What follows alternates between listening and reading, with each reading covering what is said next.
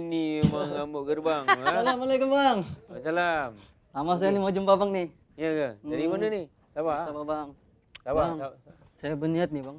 Ha? Oh. Okey, right. Hidung pun cakap sama Kalaupun aku tak dapat jadi legend, abang legend. Okey.